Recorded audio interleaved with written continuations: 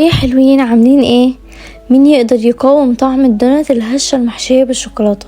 النهاردة هنعمل وصفة سهلة جدا بخطوات بسيطة، والنتيجة دونات طرية ولذيذة مليانة شوكولاتة من جوه. تعالوا نشوف مع بعض ازاي. هنضيف 5 معالق من السكر وبيضة ومعلقة صغيرة فانيليا، وهنضرب ده كله مع بعض لحد ما اللون ما يفتح.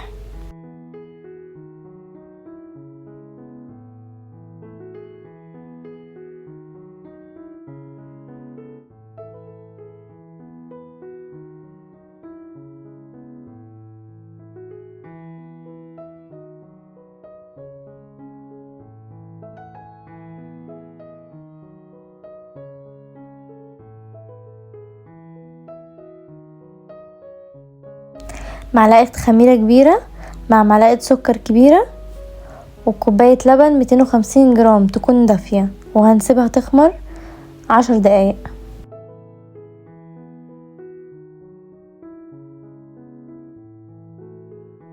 هنضيف كوباية دقيق 250 جرام،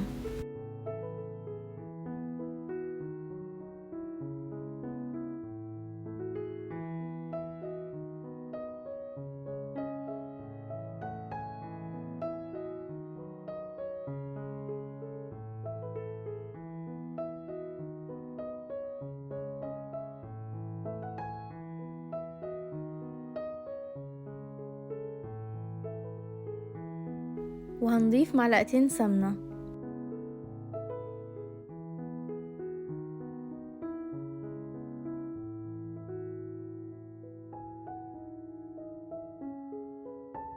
وهنعجن بالشكل ده.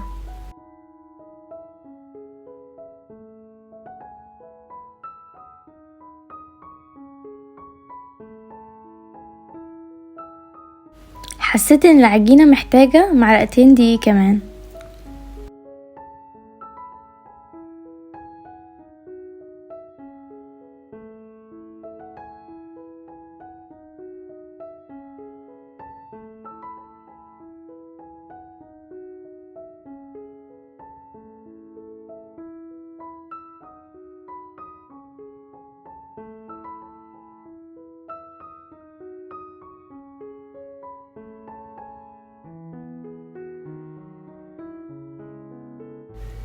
وكده العجينة جاهزة معانا، هنسيبها تخمر نص ساعة.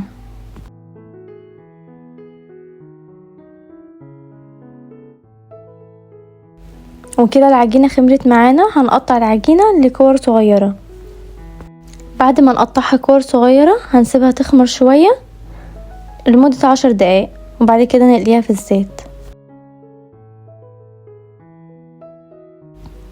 وبكده خلصنا احلى دونات محشية شوكولاتة طرية وهشة وطعمها يجنن.